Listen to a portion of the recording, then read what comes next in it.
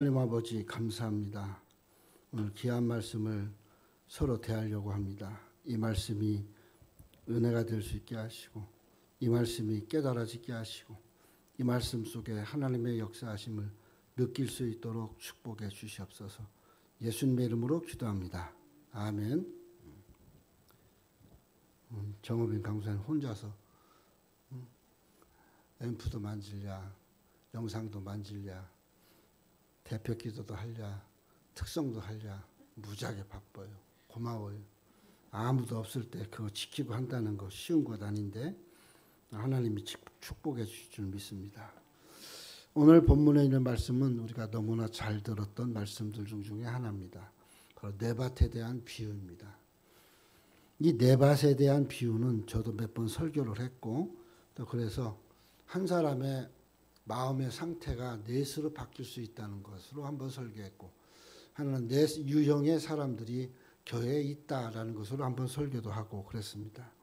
근데 오늘은 이 말씀을 중심으로 해서 내가 서 있는 자리는 어디에 있는가 이것을 생각을 해보려고 합니다. 인생의 여정을 굳이 비교하면 우리는 성경 속에서 찾아볼 수가 많이 있습니다. 그래서 성경은 인생으로 비유하기도 합니다. 왜냐?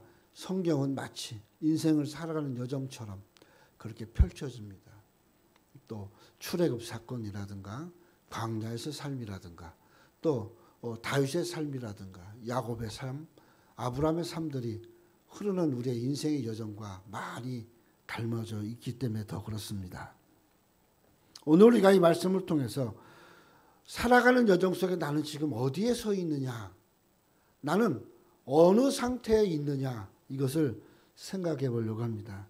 사람이 자기가 서 있는 자리를 모르면 자기가 어떻게 살 것이냐, 어떻게 살아왔느냐가 궁금하지가 않겠어요?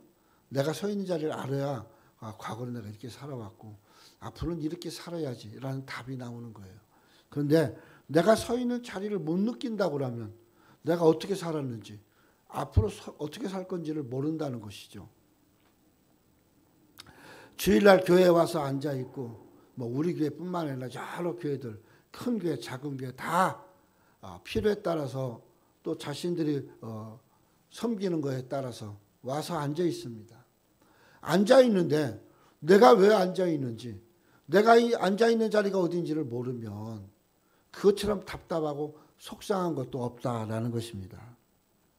때로는 자신의 판단이 최고인 것처럼 자신의 결정이 최고인 것처럼 착각하는 경우도 많이 있기 때문에 그렇습니다. 주님은 말씀하십니다. 네가 지금 서 있는 자리가 어디냐. 그 자리를 알아야 회개할 수 있고 돌이킬 수 있고 그 자리를 알아야 앞으로 열심히 할 수 있고 무슨 계획을 잡을 수 있다는 것이죠. 그러므로 오늘 우리가 제일 먼저 생각할 것은 내가 그러면 내부에 있냐 외부에 있냐, 이거 내부냐 외부냐라고 하면 그렇지만 하나님 편에 있느냐 사람 편에 있느냐 이것을 생각을 해보자라는 것이에요. 제일 먼저 생각해 볼 것은 마가복음 3장 35절에 누구든지 하나님의 뜻대로 행하는 자가 내 형제요 자매요 어머니라. 어머니 아버님들이 가나안 땅에서 예수님 복음 전할 때 가버나움 근처에 복음을 전할 때 찾아왔어요. 형제도 오고 동생도 오고 아버지 엄마도 따라왔어요. 그러니까 사람들이 막 하나님 예수님 말씀 듣고 있다가 어머니 오시네, 형제들이 오네, 난리를 쳤어요. 수군거리고. 그러니까 예수님이 조용히 시키면서 하는 말이에요. 누가 내 어머니고 내 아버지고 내 형제냐? 내 말을 듣고 행하는 자다. 그렇게 결론은 이것이 바로 내부냐 외부냐라는 거예요. 하나님 편에 있느냐 사람 편에 있느냐 이거예요. 사람 편으로 보면 당연히 어머니 아버지 형제가 맞아요. 근데 하나님 편에 섰을 때는 그들이 과연 내 아버지 어머니요 형제냐, 그 퀘스천 마크라는 거예요. 오늘 우리가 살아가면서 나는 어디에 있는가, 나는 누구 앞에 있는가, 이것이 많이 생각을 해볼 필요가 있습니다. 즉 내가 서 있는 자리는 어디냐라는 이 질문에 나는 이렇게 있습니다, 나는 저렇게 있습니다 라고 말할 수 있겠느냐는 거예요. 3장에 보면 주님은 많은 무리가에게 말씀을 전할 때 동생과 어머니와 아버지가 찾아왔어요. 근데 예수님은 엉뚱한 얘기를 합니다. 그들이 중요한 것이 아니라 내 말을 듣고 하나님 편에 서 있는 것이 더 중요하다. 그렇게 말씀을 하고 있습니다. 주님은 즉 하나님 말씀대로 살기를 바라느냐 자기 마음대로 살기를 바라느냐라는 그 분기점을 만들어 놓고 계시다라는 것이죠. 오늘 우리도 마찬가지입니다. 내 생각과는 상관없이 내 마음과는 상관없이 하나님은 기준점을 두셨어요. 그게 뭐냐? 바로 예수 그리스도다라는 것이에요. 내가 예수님을 위해서 사느냐 내가 내 자신을 위해서 사느냐 내가 예수님 때문에 헌금을 하느냐 내가 내 자신 때문에 헌금하느냐 나뉘어진다는 것이에요. 그래서 항상 예수님 보면 그래요. 바리새인과 이 율법사들 부자들이 막 헌금할 때 쩔렁쩔렁 외치고 난리쳤을 때 저쪽 구석에서 랩돈 하나 던지고 있는 그 여인을 보시면서 예수님 뭐라고 그래요? 누가 복을 많이 받고 갔냐? 누가 위로를 많이 받고 가느냐라고 말씀해요. 그래서 저 랩돈 하나 던진 여인이다라고 얘기해요. 수많은 사람이 예수님 편에 몰려들었어요. 그래서 막 이렇게 부딪히고 부비고 그러면서 가는데 예수님이 지나가시면서 하시는 말씀, 누가 내 옷을 만졌어. 그러면 그 많은 사람이 부딪혔는데 얼마나 많은 사람들이 예수님 옷을 만졌겠어요. 신기해서도 만지고 뭐 하고 싶어서도 만지고. 그런데 예수님은 내게서 능력이 나간 사람이 하나 있다라고 말씀하셔요. 믿음으로 만진 사람과 그냥 만지는 사람의 차이점을 말씀을 하고 있다는 것이죠. 오늘 우리도 마찬가지입니다. 하나님의 말씀에 열매를 맺지 못하는 자, 하나님 말씀을 듣긴 들었는데 열매를 맺지 못해. 그런 사람과 하나님의 말씀을 들으며 열매를 맺고 사는 사람과의 차이점을 지금 말씀하고 있습니다. 그럼 우리는 어떻게 해야 돼요? 깨달아야 돼요. 깨닫지 못하면 아무런 의미도 없고 아무런 역사하심도 없다라는 것이에요. 마가복음 13장에 보면 또 복음이 먼저 만국에 전파되어야 할 것이라 사람들이 너희를 끌어다가 넘겨줄 때 무슨 말을 할까 미리 염려하지 말고 무엇이든지 그때 너희에게 주시는 그 말씀을 하라. 말하는 이는 너희가 아니요 성령이시라. 형제가 형제를 아버지가 자식을 죽는 데 내어주며 자식들이 부모를 대적하여 죽게 하리라. 이렇게 말씀을 하고 있어요. 이게 뭐예요? 내부에 있느냐 외부에 있느냐 하나님 편이냐 사람 편이냐라는 것을 지금 예수님 말씀하고 있는 거예요. 이사야 6장 9절 10절에 보면 여호와께서 이르시되 가서 이 백성들에게 이르기를 너희가 듣기는 들어도 깨닫지 못할 것이요 보기는 보아도 알지 못하리라 하여 이 백성의 마음을 둔하게 하며 그들의 귀가 막히고 그들의 눈이 감기게 하라 염려건대 그들이 눈으로 보고 귀로 듣고 마음으로 깨닫고 다시 돌아와 고침을 받을까 하노라 그랬어요. 아니 와서 보고 느끼고 깨닫고 그래서 고침을 받아야지 그러기 위해서. 근데 예수님 그렇게 할까 두렵다 그랬어요. 이걸 누굴 두고 얘기할까요? 바리새인과 사두개인 두고 얘기하는 겁니다. 율법사들을 두고 얘기하는 겁니다. 눈이 있어도 깨닫지 못했고 보지도 못했고 또 말하지도 못했고 그래요 백성들을 어두움에 내어주고 그렇게 살아왔던 사람이에요. 당연히 그 사람들은 어떤 길이 열어져도 깨닫지 못해요. 영원히 깨닫지 못해요. 그걸 지금 말씀하고 있는 거예요. 결국 예수님 십자가 잡혀 죽으실 때도 깨닫지 못했어요. 예수님 부활할 때도 깨닫지 못했어요. 지금까지도 깨닫지 못하고 살아요. 그들은. 사람이 자기 마음으로 작심을 하고 자기가 결심을 내는 것 참 무섭습니다. 그런데 그렇게 결심된 것 때문에 하나님 앞에 돌이킬 기회 자체가 없어진 것은 더욱더 하나님 앞에 두려운 것이에요. 오늘 우리는 말씀을 깨닫는 것 매우 중요합니다. 깨닫지 아니하면 우리는 주님 안으로 들어올 수가 없어요. 주님 안으로 들어올 때 기준이 뭐냐? 깨닫는 겁니다. 주님은 그렇게 말씀하고 있잖아요. 오늘 이 4장의 말씀은 1절에서 9절에 주님은 큰 무리에게 비유를 말씀하고 10절에서 20절에 함께하는 자들 즉 제자들과 그 비유를 해석해 주시고 10절 12절에 내부인과 외부인을 구별하셔요. 그게 오늘 본문이에요. 본문 사실은 1절부터 쭉 집에 가서 읽어보면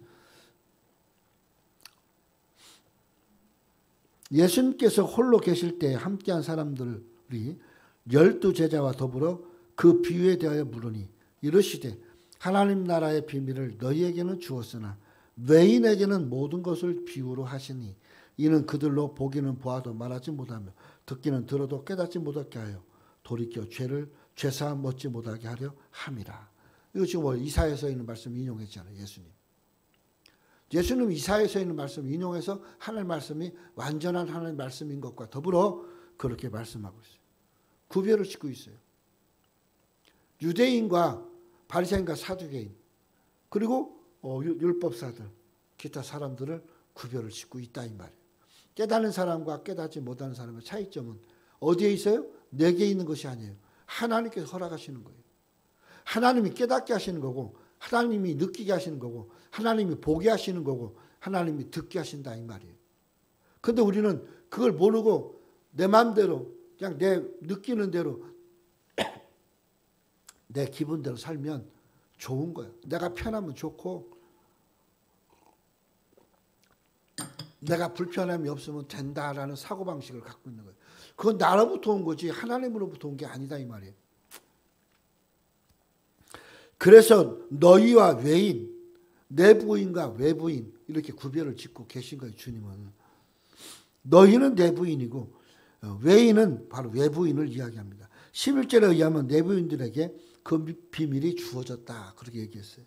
근데 외부인에게는 비유로만 주어진다. 그렇게 얘기하고 또 그 비유로 주어진 그들이 깨달으려고 와서 들어도 깨닫지 못하게 된다. 그렇게 지금 말씀하고 있는 겁니다. 여기 12절에 보면 이는 그들의 보기는 보아도 알지 못하며 듣기는 들어도 깨닫지 못하여 돌이켜 죄사함을 얻지 못하게 하려 하심이라. 이거 이사야 아까 읽었던 이사야서 6장 9절에 10절에 있는 말씀이에요. 그건 아니야죠. 아니 누구에게나 다 허락했다며.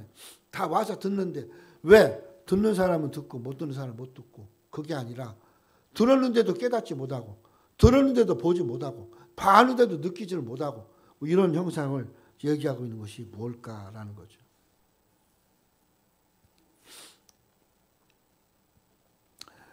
RT 프란스라는 사람이 있습니다. 이 사람은 이 번역을 이렇게 이야기합니다. 그래서 그들이 참으로 보아도 알지 못하고 참으로 들어도 이해하지 못할 것이다. 왜냐하면 그들이 정말 원치 않는 것을 돌이켜 자신의 죄를 용서받을 것이라고 생각하지 않기 때문이다. 어차피 그들은 봤는데도 느꼈는데도 알았는데도 그래도 굳이 그거를 고백하고 돌이킬 생각을 안 하고 있다는 것이에요. 그것이 문제라는 거예요. 결국 뭐예요? 생각이 문제고 하나님이 허락지 않음이 문제라는 거예요. 하나님이 그들에게 기회를 허락지 않으니까 그들은 그 마음을 못 느끼는 거예요. 그리고 그 생각, 자기 생각에 빠져서 나오려고 하지도 않는다라는 거죠. 그러므로 오늘 우리들은 무엇을 소망하고 살 것인지, 무엇을 의지하고 살 것인지, 보기에는 보아도 본 것처럼 못 느끼고, 듣기는 들어도 못 들은 것이 되고, 이런 불쌍한 사람이 되느냐. 보기는 보아도 모르겠는데, 듣기는 들어도 깨닫지를 못했는데, 다시 한번 주님에게 요청하니 주님의 비유를 풀어주심이 속속속 마음에 들어오더라. 이것이 중요한 거죠.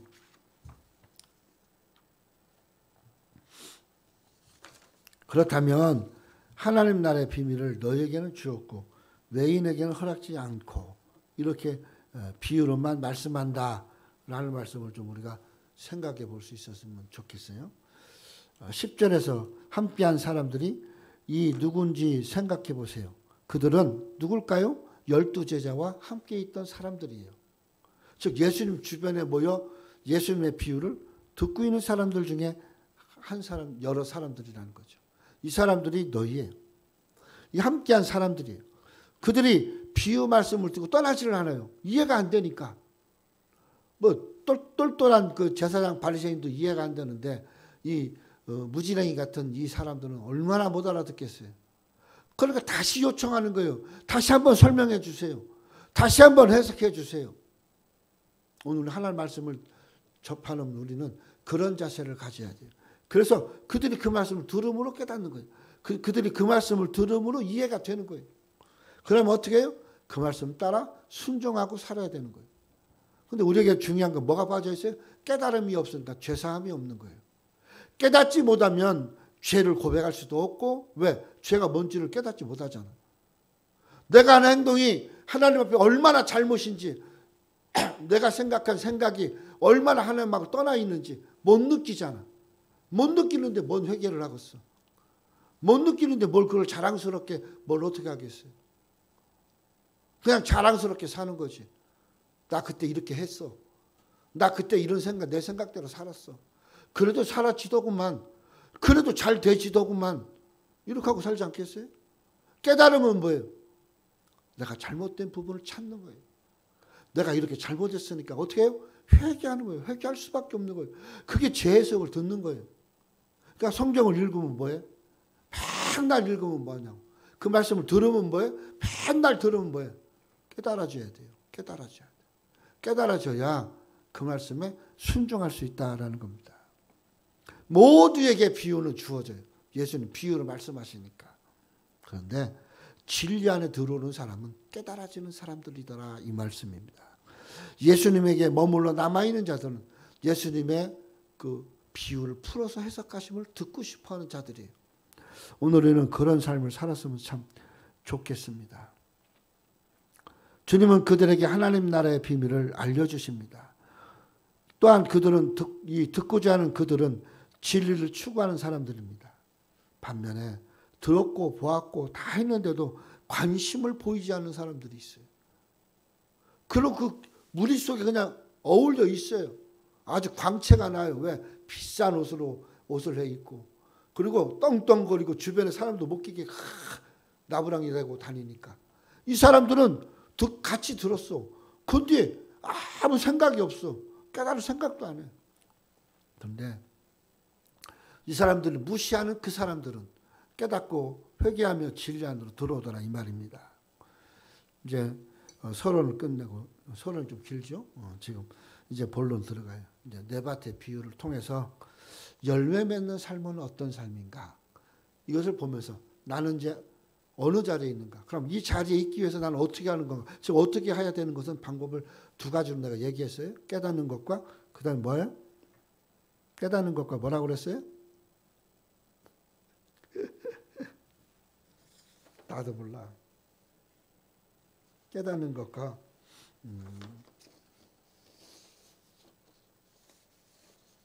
깨닫는 것과 듣는 것. 깨닫고 듣고 행하는 것이 중요해요. 근데 깨달았으면 어떻게 해야 돼요? 열매를 맺어야 돼요. 즉 깨달았다는 말은 회개했다라는 말이에요. 그러니까 회개한 사람은 어떻게 해야 돼요? 열매를 맺어야 돼요. 그러니까 하나님의 뜻대로 사는 사람은 첫째 깨닫고 둘째 열매 맺고 이렇게 이어져야 되고 이 깨닫는 속에서 우리가 어떻게 해야 돼요? 하나님 말씀을 잘 듣고 그 안에 있고 그 다음에 그 말씀을 회개해야 돼요. 그 말씀을 듣고 회개하는 자리가 돼야 된다 이 말이죠. 그럼 열매는 두 가지로 볼 수 있어요. 이 열매는 하나는 보여지는 열매가 있고 하나는 보이지 않는 열매가 있어요. 보여지는 열매는 삶 속에 우리가 지칭하는 복이라고 하는 축복이라고 하는 복 받았어. 나 이렇게 복 받았어. 기도하니까 이렇게 응답됐어. 이것이 보여지는 열매라고 볼 수 있어요. 보이지 않는 열매는 뭐예요? 내가 겸손하고 사랑하고 순종하고 섬기고 이런 것들이 다 성령의 9가지 열매가 다 보이지 않는 것들이에요. 오늘 우리가 살아가면서 우리는 어떤 열매를 맺는가? 사람 앞에 드러내는 열매는 맺으면서 호탕하게 유세를 부리면서 사는 거 아닌지 우리는 한번 잘 생각해 봤으면 좋겠습니다. 씨는 뿌리는 사람이 있다고 그랬어요. 씨를 뿌렸는데 씨가 뿌려지면서 어떻게? 네 군데로 떨어져요. 네 군데로 떨어져요. 근데 이 네 군데 떨어진 것들이 각자 특색이 있고 특징이 있어요. 열매 맺는 자리는 네 군데 중에 한 자리밖에 없어요. 즉 프로테이지로 따져도 100%의 성도라면 20% 정도밖에 열매를 못 맺는다고 봐야 돼요. 그 정도로 열매 맺는 것이 쉽지는 않아요. 씨 뿌리는 사람은 주님이십니다. 주님이 성령에 의해서 씨를 뿌려요. 말씀을 뿌리는 거예요. 그럼 이 말씀은 뭐예요? 바로 복음이에요. 복음의 말씀, 복음의 주체는 예수님. 즉 예수님을 믿으라고 뿌리는 거예요. 근데 이 뿌리는 것이 각각 다르게 떨어진다라는 거예요. 그거는 떨어지는 그 밭에 따라서 달라지는 거예요. 즉 내 마음이 어떠냐에 따라서 달라진다 이 말이에요. 내가 어디에 서 있냐에 따라서 내가 열매도 맺기도 하고 내가 열매를 못 맺기도 한다라는 겁니다. 왜 그럴까요? 그건 하나님 나라의 비밀이 있기 때문에 그래요. 하나님 나라의 비밀이 담겨져 있기 때문에. 깨닫는 사람만이 열매를 맺습니다. 로마 제국에 살아가는 사람들이 깨닫지 못하면 아무것도 할 수 없었어요. 깨닫는 사람들만이 하나님의 열매를 누리고 삽니다. 하나님의 영광이 그들과 함께해요. 그러니까 고린도 교회가 있는 데가 아테네에 있는 데로 엄청 부유한 도시. 그 당시에 로마에서는 두 번째로 부유한 도시가 고린도 교회가 있는 고린도예요. 그런데 거기에 아테네 신전이 크게 있고 여러 가지 신전들이 있어요.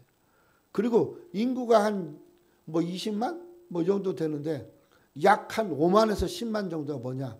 창녀들이에요. 그 신전에서 몸파는 창녀들이에요. 그 정도예요. 그러니까 여기서 예수를 믿는다? 여기서 예수님을 따른다는 거 웃기는 소리 하라는 소리예요. 일본에서 예수 믿는 거하고 비슷한 거예요.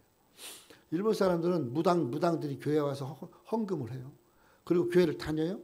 근데 무당이 점치고 귀신을 접하는 날은 안 와요. 그러면서 와서 막 헌금해요. 그러면 물어요. 사람들이. 아니 그 무당 그렇게 하면서 여기 오니까 무당은 직업이고 요거는 신앙입니다. 이렇게 얘기한대. 고린도에는 그게 만연한 거예요. 그게. 그래서 바울이 뭐라고 그래요? 우상에게 절한 것도 먹지도 말고 우상과 가까이 하지 말고 사랑은 진심으로 하고 그런 얘기를 하는 겁니다. 근데 그게 안 돼요. 왜요? 뭐가 안 돼요? 거기 도시 자체가 그런 도시니까. 거기에 빠져 있지 않아야 되는데 빠져버리고 나서 예수를 따르려고 하니까 안 되는 거예요. 불협화음이 일어나는 거예요. 내가 이미 새 속에 잠겨있는 상태로 살아가면 쉽지 않아요. 내가 돌이키는 삶을 살려고 날마다 회개하고 기도하는 사람이면 쉬워요. 자신들의 목숨을 바치면서 그렇게 신앙을 의지했던 그런 사람들이 로마 시대의 사람들이에요. 오늘 우리도 마찬가지입니다. 그저 한두 개 맺으면 되겠지. 열매 그까짓 거 열매 뭐 상관 있어? 하나 두 개 맺고 그냥 그렇게 적당히 하면 되지. 이런 생각을 벗어나야 돼요. 그래서 임박한 종말론인 거예요. 우리 장로교는 뭐냐? 늘 종말을 맞이하는 자세로 살아가는 거예요. 그냥 종말이 없으면 구태의연해요. 왜? 장로교는 무교주의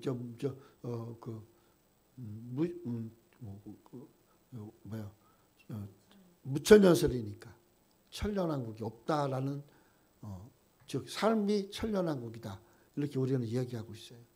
그리고 궁극적인 하나님 나라는 죽어서 가는 거고 그러다 보니까 그런 문제가 발생을 해요. 장로교는 그냥 되는 대로 살면 되지. 예수님이 내가 죽어봐야 알지 이렇게 얘기한다는 거예요. 근데 임박한 종말론은 그게 아니에요. 날마다 주님 맞이하는 자세를 가지고 살아가는 거예요. 그러니까 우리 예수 믿는 사람들이 날마다 예수님 맞이하는 자세가 돼야 돼요. 주님을 맞이하는 자세로 살아갈 수 있어야 된다 이 말입니다. 그러면 30배, 60배, 100배가 된다. 30배, 60배, 100배를 우리는 몰라요. 그걸 어떻게 알겠어요? 배추 30개 말고 하나만 냈는데 거기 30개가 나요? 그런 의미가 아니에요. 이건 밭의 의미예요. 밭. 그러면 이스라엘 나라에서 갈릴리 호수 위로 올라가면 거기가 제일 옥토밭이에요. 옥토밭. 거기는 어지간하면 열면 거기가 하란 땅입니다. 하란 땅. 그 다음에 이쪽으로 내려와서 예루살렘 정도 헤브론까지가 좀 그런 데로 살 수 있는데 헤브론을 내려가면 광야예요. 정말 살기 힘든 척박한 땅. 비 안 오면 못 살아요. 비는 1년에 2번밖에 안 와요. 그러면 이 척박한 땅에서 잘 되는 것이 30배예요. 그나마 아주 잘 됐다 소리 들으면 30배예요. 즉 쌀 하나 심었는데 거기 쌀이 30알 나오는 거예요. 근데 헤브론 땅에 가면 60알이 나와요. 그러니까 보편적으로 30알이 기본이에요. 거기는. 그런데 하란 땅에 가면 그냥 기본적인 것이 60알이에요. 거기는 100알 이상이 되어야 하나님 복 줬다 이 소리 하는 거예요. 그 30배, 60배, 100배의 의미예요. 그러면 이 30배, 60배, 100배를 얻는 그 땅들마다 차이점이 뭐예요? 물이 좋은 것이에요. 물이 넉넉하셔야 돼요. 근데 저기 30배 되어지는 땅에는 물이 거진 없어요. 하나님 비 줘야만 가능해요. 근데 이 중간 땅에는 그래도 그런 대로 있어요. 물이. 요단강이 흐르니까. 그리고 갈릴리 호수에서 기온강이 흐르니까. 갈멜산에서 기온강이 흐르니까. 그러니까 거기는 비만 오면 60배가 될 수밖에 없어요. 그러면 하나님 땅에는 비만 잘 오면 100배 이상이 되는 거예요. 굳이 사람으로 따지지 않아도 하나님이 그렇게 하시는 거예요. 그러니까 우리의 생각을 바꿔야 돼요. 생각을 전환시켜야 돼요. 그리고 어떻게 해야 돼요? 내가 하나님에게 있느냐, 내가 하나님을 떠나 있는가를 생각을 먼저 해봐야 된다 이 말이에요.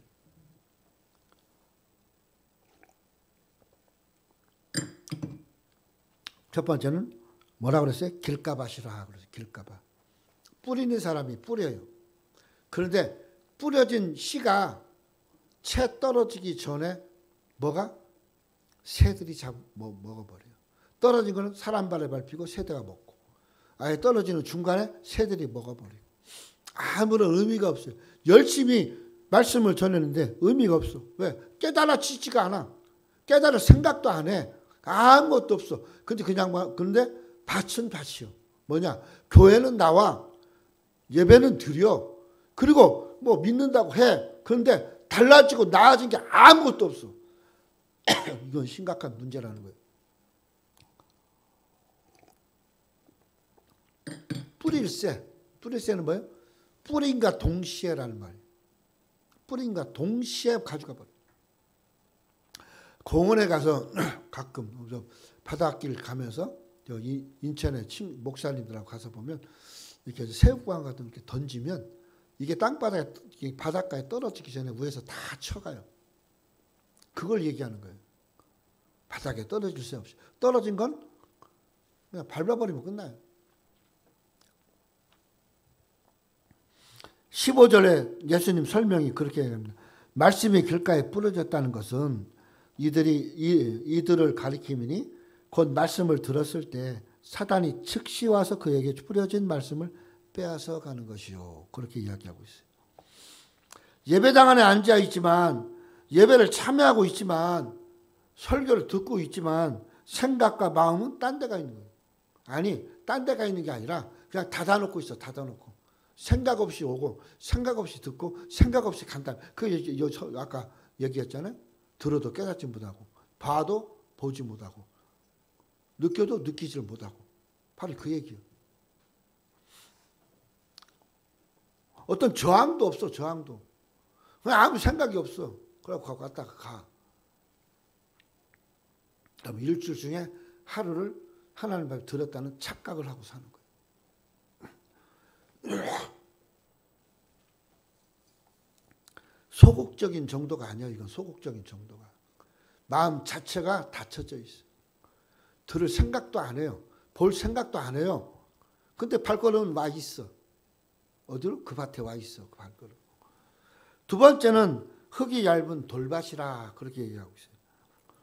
4장 5절에서 6절입니다. 두 번째는 흙이 얇아. 돌바닥. 우리나라 돌로 생각하면 이거 이해가 안 돼요. 이스라엘 나라의 돌은 그 시온산 그 입구 쪽에 보면 그 시온의 문이 있어요. 시온의 문. 거기 보면 그 장사하는 사람들이 있는 옛날 장사하던 사람도 있는 데가 있어요. 그건 뭐냐면 돌을 깎아갖고 돌을 깎아갖고 길을 내고 이만큼 더 깎아서 고기를 장사 공간을 만들어요. 그리고 그 위에다가는 뭐예요? 흙을 쌓아요. 흙을 벽돌처럼 만들어서 쌓아요. 거기까지가 반석이에요. 그러니까 어마어마하게 큰 돌이 있는데 이 성전에서 장사를 하니까 장사할 군역이 없잖아. 그러니까 그걸 깎아내는 거예요. 깎아내는 거. 그리고 거기다가 장사꾼들이 만들어요. 염소도 팔고 양도 팔고 그런 공간을 만들어요. 그것이 반석이에요. 반석. 그러니까 그런 큰 돌 위에 흙을 뿌리면 얼마나 있겠어요. 흙이 있으면 얼마나 있겠어요. 그러니까 싹이 이만큼 나오다 그냥 죽어버리는 거예요. 덜어는 흙이 얕은 돌밭에 떨어짐에 흙이 깊지 아니하므로 곧 싹이 나오나 해가 돋은 후에 타서 뿌리가 없어 말랐고 이렇게 이야기하고 있어요. 뿌리가 없어서 말랐어요. 해는 돋았는데 주님 오실 때는 가깝고 주의 말씀이 내게 이제 은혜가 되어야 될 때가 다 됐는데 나는 싹이 안 나와. 싹이 아무 생각이 없어. 뭐하고 사는지 몰라. 조금 나았던 건 들었다는 거예요. 이 길가밭보다 좀 낫다는 건 봤다는 거예요. 듣고 봤어. 아예 듣고 받는 걸 자체를 안 하는 사람도 있지만 듣고 봤어. 이거네. 이거네. 그냥 끝이야. 오늘 우리는 하나님의 말씀을 적어도 사단에게 빼앗기지 말아야 됩니다. 근데 사단에게 빼앗겨지는 또 하나는 뭐냐? 들었어. 그리고 깨달았어. 그러니까 깨달았으니까 싹이 나왔지. 근데 어떻게? 하루 만에 말라버려. 작심삼일이 된다는 거죠.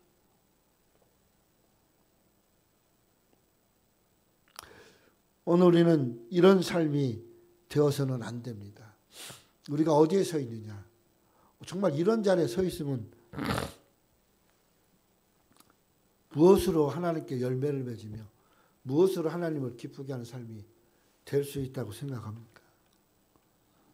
또 이 다음에 또 예수님 뭐라고 그랬냐?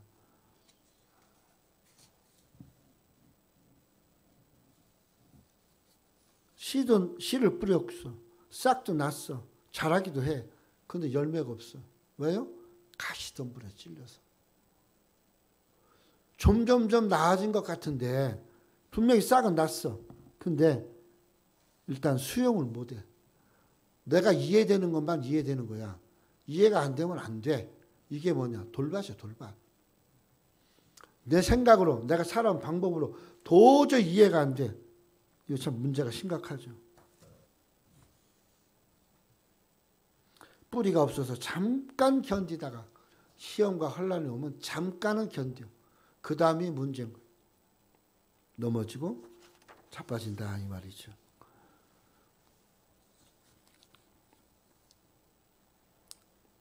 오늘 우리가 살아가는 삶 속에서 우리는 우리는 어디에 서 있는지, 길밭에 서 있는지, 아니면 돌밭에 서 있는지, 반석 위에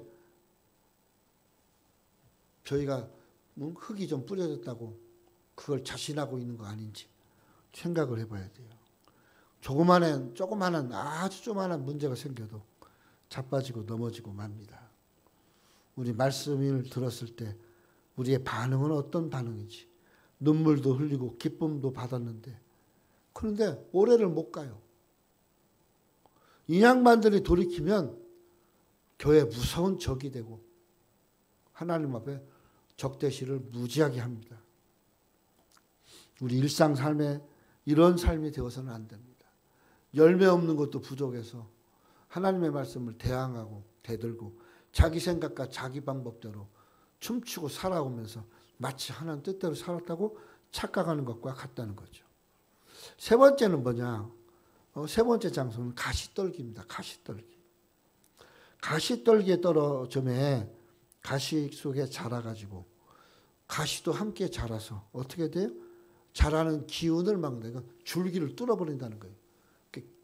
가시가 줄기를 뚫어버리니까 결실지 못하고 그냥 무성한 채로 썩어버리는 거예요.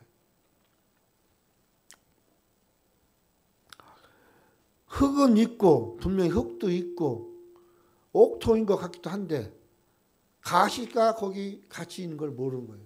뿌렸어요. 싹이 나면서 가시가 자라면서 가시가 막 찌르기 시작해요. 숨통이 막혀 죽는 거죠.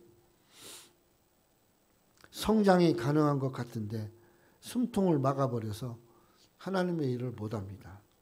세상의 걱정과 염려가 바로 숨통을 막는 가시. 내가 이렇게 하면 잘 살 수 있을까?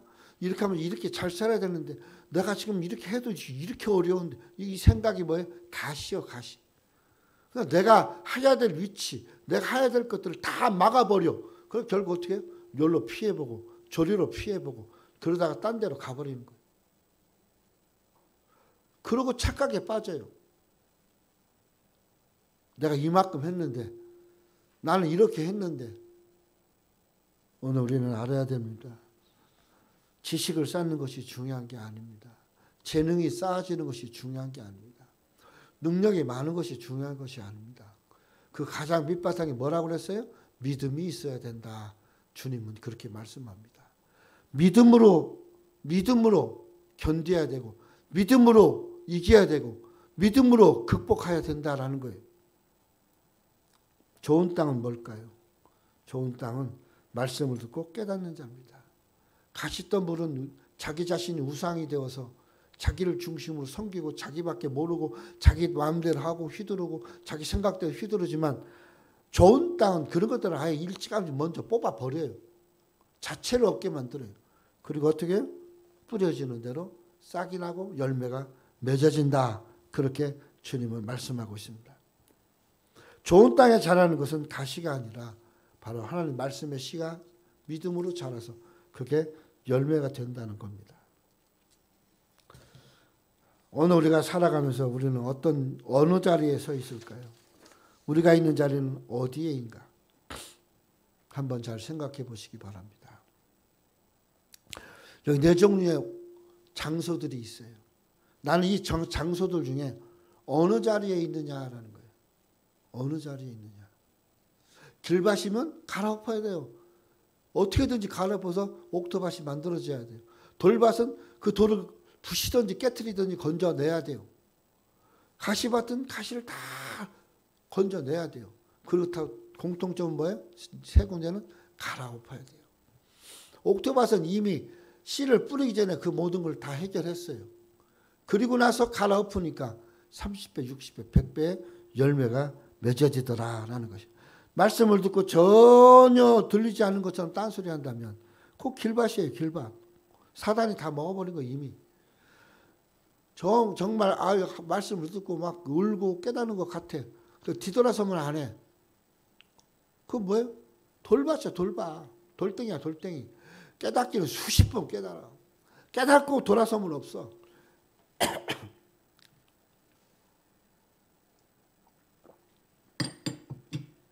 하나님이 복 줬다고 자랑하고 하나님이 이곳으로 해결해 주셨다고 시큰 자랑하는데 그 삶은 믿음이 없어. 그 삶은 자기밖에 몰라. 이웃도 없고 남도 없고 교회도 없고 지 승질대로 살아. 그게 뭐예요? 가시밭. 오늘 우리는 어디에 서 있습니까? 내 밭은 어딘지. 로마서 8장 6절에 육신의 생각은 사망이요 영의 생각은 생명과 평안이라 그랬어요. 그러니까 내가 어느 밭에 서 있느냐 그게 매우 중요하다라는 겁니다. 주님의 제자가 되기 위해서 또 그렇게 살기 위해서 열매를 맺기 위해서 또 그 복을 힘입기 위해서 우리들 스스로가 밭을 만들어야 돼요. 딱딱한 데는 10번 20번 갈아엎어야 되고 그 다음에 돌은 깨서 부셔서 하나씩 다 날라버려야 되고 그 다음에 가시덤불 같이 생긴 것들이 나오면 다 건져내고, 그리고 갈아엎어서 비로소 무엇이 돼야 돼? 옥토밭이 돼야 돼. 옥토밭이. 그러면 하나님 말씀을 수용하고 순종하기에 30배, 60배, 100배 결실을 맺는 겁니다. 말씀을 마치겠습니다. 있는 자는 받을 것이 없는 자는 그 있는 것까지 다 빼앗기리라. 마가복음 4장 25절에 주님은 말씀하고 있습니다. 오늘 우리가 살아가면서 어떻게 살 것인가, 내가 어느 자리에 있는지를 생각해 보면서 어거스틴은 성경 강해를 이렇게 얘기합니다. 성경을 강의하는 목표는 회중이 이해하고 기뻐하고 순종하는 것이다 라고 그랬어요. 이게 뭐예요? 성경을 강의해서 설교하는 것은, 이 설교는 성도들이 이해를 하고 기뻐하고 또 순종하는 데까지 가야 설교가 완성된다고 어거스틴은 이야기하고 있어요. 우리도 마찬가지예요. 내가 아무리 열심히 연구하고 설교하면 뭐예요? 그렇지 않아요? 듣는 사람들이 에이 그거 필요 없어. 맨날 한 소리 또 하고 또 하고. 그거 뭐예요? 자기 밭이 돌밭이야. 혹은 길밭이야. 혹은 그래 맞아 그렇게 살긴 살아야 근데 내가 못 살겠어. 내 방법이 더 좋아. 내가 사는 방법이 있는데 살아온 방법이 있는데 그게 뭐예요? 우상숭배. 가시밭이죠. 가시밭. 갈아엎어야 돼. 다 갈아엎어야 돼. 내 스스로 옥토밭을 만들어 하나님을 기쁘게 한 삶을 사시기를 간절히 기도합니다. 기도하겠어요? 하나님 아버지 감사합니다. 우리는 어느 밭에 있는지, 우리는 어느 장소에 서 있는지, 내 마음 밭은 어떤 밭인지 조용히 생각해 볼 수 있게 하시고 하나님을 기쁘게 하고 말씀의 열매를 많이 맺는 그런 말씀의 열매를 따라 살아가는 신실한 우리 성도들이 되게 축복해 주시옵소서. 예수님의 이름으로 기도합니다. 아멘.